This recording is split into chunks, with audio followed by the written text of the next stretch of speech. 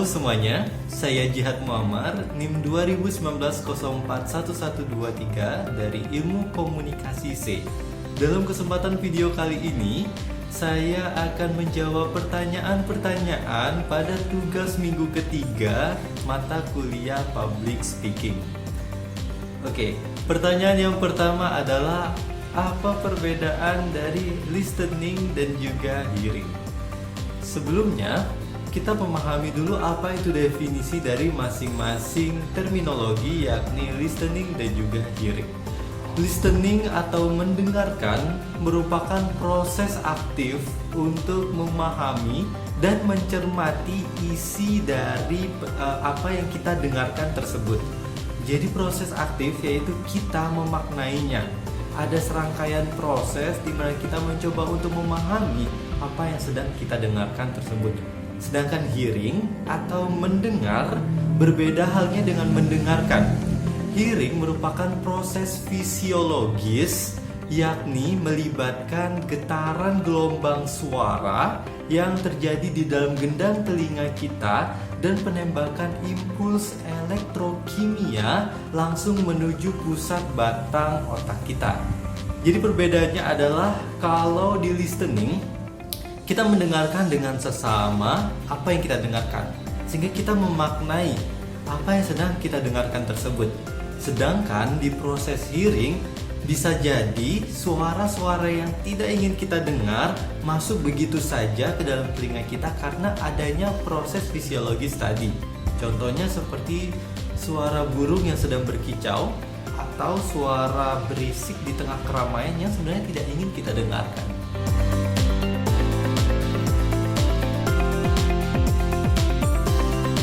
Kemudian ada 4 macam listening yang harus kita ketahui. Yang pertama adalah appreciate listening, yakni mendengar untuk sesuatu yang kita sukai. Contohnya adalah ketika kita mendengar musik, lagu, kemudian konser, atau menonton self komedi, itu semua merupakan contoh dari appreciate listening. Yang kedua ada empathic listening, yakni mendengar untuk memberikan dukungan emosi. Yakni contohnya ketika seseorang sedang curhat kepada kita atau sahabat kita yang sedang sedih, maka kita berusaha untuk mendengarkan apa yang dibicarakan oleh orang tersebut, sehingga kita memberikan dukungan emosi kepada orang tersebut. Yang ketiga ada comprehensive listening, yakni mendengarkan untuk mengetahui maksud atau tujuan dari pembicaraan seseorang tersebut. Contohnya ketika kita mendengarkan kuliah atau ketika kita mendengarkan arahan atau petunjuk dari instruktur. Dan yang keempat, yang terakhir adalah critical listening, yakni mendengarkan untuk mengevaluasi apakah kita menerima atau menolak pesan tersebut. Misalnya, ketika ada sebuah iklan atau pidato kampanye, maka kita akan berpikir apakah kita mendengar iklan tersebut atau pidato kampanye tersebut setuju atau tidak.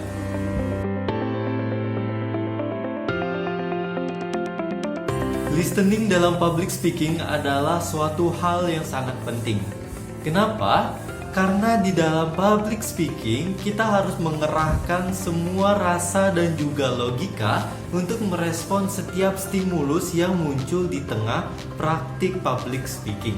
Misalnya, ada tanggapan dari audiens yang merespon pembicaraan kita, sehingga kita harus fokus untuk listening, mendengarkan, bukan hanya mendengar, sehingga kita mampu menjawab dan menanggapi pertanyaan-pertanyaan dari audiens tersebut, sehingga kita dapat sukses di bidang ini, yakni bidang public speaking.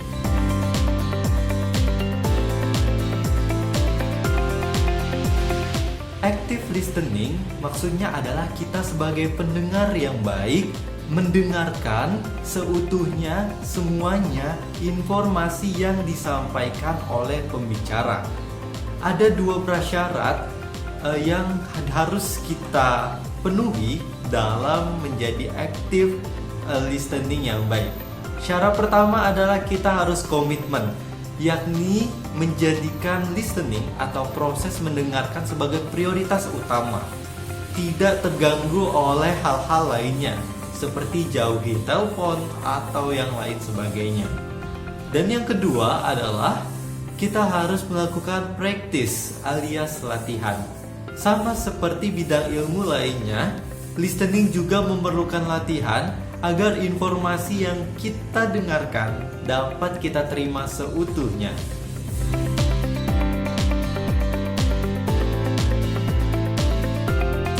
Setelah mengetahui bahwa active listening ternyata memerlukan latihan, berikut ada 4 kiat yang dapat kita lakukan atau kita latih untuk meningkatkan skill active listening kita. Kiat yang pertama adalah yakni kita harus paham bahwa active listening itu melibatkan komunikasi nonverbal. Artinya adalah ketika Anda sebagai seorang komunikator, Anda harus memainkan eye contact atau postur tubuh Anda sehingga Anda bisa menjadi active listening yang baik. Kemudian selain dari sisi komunikator, kita juga harus melihat nonverbal dari lawan bicara kita. Contohnya, apakah lawan bicara kita terlihat gelisah, takut, atau sedang kesal? Kemudian kiat yang kedua adalah kita juga harus memahami bahwa selain nonverbal, active listening juga melibatkan pesan komunikasi verbal. Berilah sedikit tanggapan yang sekiranya dapat menunjukkan bahwa Anda sedang mengikuti arah pembicaraan. Misalnya, Anda merespon dengan atau ya saya juga setuju. Atau respon-respon kecil lainnya yang menunjukkan bahwa Anda sedang benar-benar dalam kondisi yang mengikuti arah pembicaraan tersebut. Anda juga bisa mengajukan pertanyaan-pertanyaan yang selaras dengan arah pembicaraan. Kiat yang ketiga adalah Anda harus memahami bahwa active listening adalah proses saling menanggapi.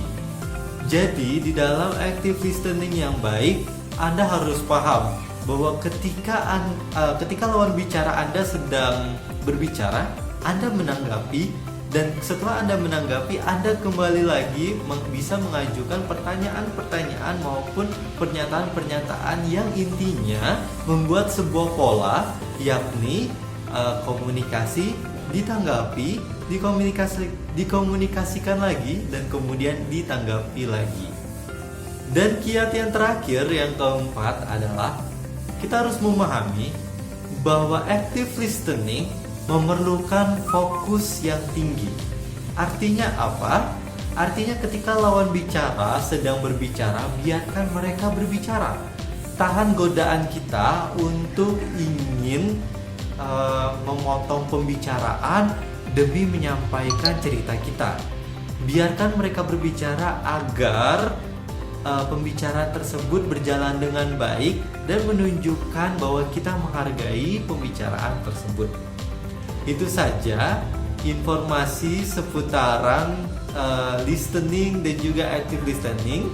Semoga dapat bermanfaat dan memenuhi tugas minggu ketiga dari mata kuliah public speaking. Terima kasih.